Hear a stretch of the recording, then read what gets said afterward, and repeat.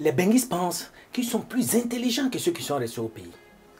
Voici ce monsieur-là, avec sa copine. Les deux étaient ensemble, ça n'allait pas. Les choses étaient très difficiles. Et voilà maintenant qu'il vient avec une idée. Il vient proposer à sa copine qu'il a envie de voyager. Il veut aller à Bengue. Et peut-être que là-bas, les choses vont changer pour lui. Peut-être que là-bas, il va réussir à avoir assez d'argent pour la prendre en charge. Les choses étaient vraiment coincées. La copine l'aimait vraiment. Donc, elle s'est engagée à lui trouver des solutions. Elle s'est engagée à trouver la solution finale pour qu'il puisse voyager. Le monsieur, il était très content. Donc, ce que sa copine fera, c'est quoi? Elle va aller prendre les papiers de la cour familiale, les papiers d'une des cours de son papa, et elle va vendre ça.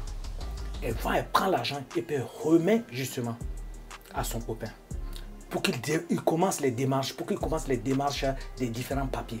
Donc le gars, il a fait les papiers, il a eu le visa et il est tombé où? Il est tombé en Amérique, il est tombé aux États-Unis. Donc le gars était là-bas. Il était très content parce qu'il est arrivé.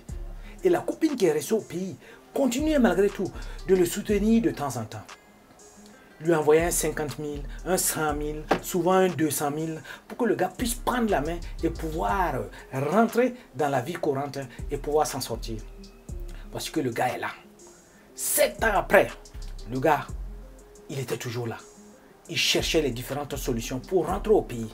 Les appels vidéo n'en finissaient pas. Il appelait toujours sa copine, il bavardait, il partait au lit chaque matin, il l'appelait sans problème. 7 ans plus tard, le gars a coupé son ticket pour rentrer au pays. Voilà maintenant qu'il arrive au pays. Donc il informe déjà sa copine qu'il va venir au pays. Donc elle sait qu'il descend au pays. Dès qu'il descend au pays, la première des choses que ce gars aura à faire, c'est de louer une villa avec la sécurité. C'est-à-dire qu'il y a des gardiens devant la porte. N'importe qui ne peut pas rentrer directement dans sa maison sans son consentement. Et maintenant, la copine se dirige pour aller voir son gars, parce que son gars est revenu 7 ans après. Elle s'est préservée pendant 7 ans. Pendant 7 ans, elle a refusé tout ce qui venait pour lui demander sa main en mariage. Pendant 7 ans, elle s'est réservée pour ce monsieur-là. Parce qu'elle était très convaincue que le mariage aurait lieu. Le monsieur est au pays. Donc, elle arrive à la villa. Dès qu'elle arrive, le monsieur avait déjà laissé des instructions. Il ne faut pas laisser quelqu'un rentrer. Donc, devant la sécurité, devant les gardiens refusent naturellement qu'elle rentre, puisqu'ils ont reçu les consignes qu'elle ne doit pas passer, qu'elle ne peut pas passer. Donc, elle était très étonnée. Elle ne savait pas ce qui se passait. Elle commençait déjà à se poser différentes questions. Elle ne sait pas. C'est là qu'elle appelle son monsieur. Elle décroche le téléphone et puis elle appelle le gars.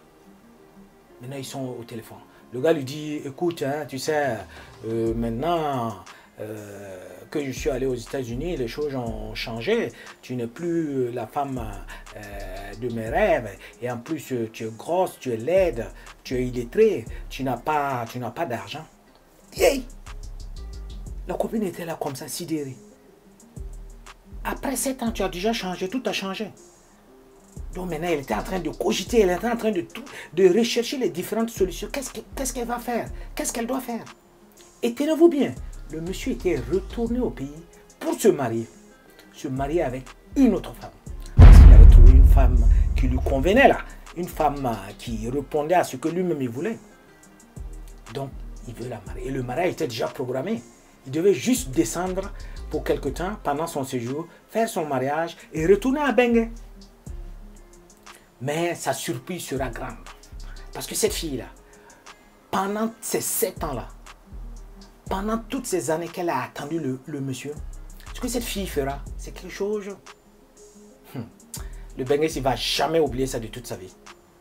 C'est-à-dire, elle est allée le dénoncer à la police. Et les policiers l'ont arrêté. On a enfermé le monsieur. Le monsieur est à la police.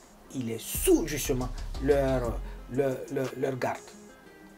Et voilà maintenant, comme on dit toujours, la famille du monsieur qui sort en train de demander des excuses à la fille. Demander des excuses. Non, il faut le pardonner, il faut le relâcher. Pas faire ça, c'est pas bon. Le petit frère du monsieur vient toujours, tous les jours en train de demander. Et la fille est là. Elle reste dans sa position. Elle dit que pour moi, dorénavant, je sais qu'entre nous, c'est fini.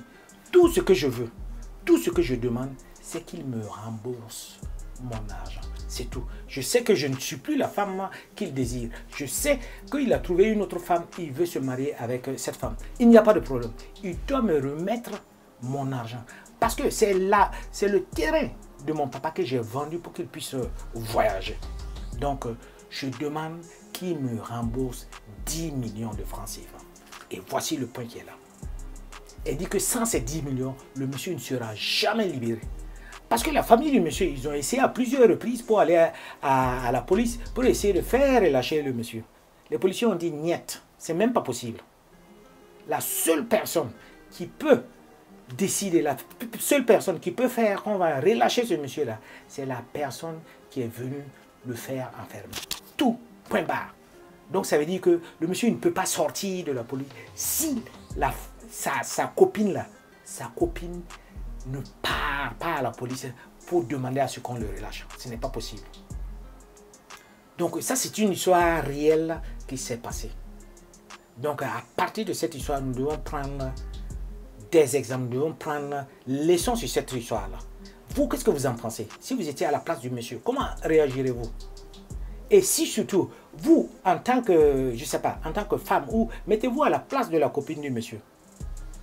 Est-ce que sa réaction est juste? Est-ce que sa réaction est normale? Est-ce que sa réaction n'est pas un peu exagérée?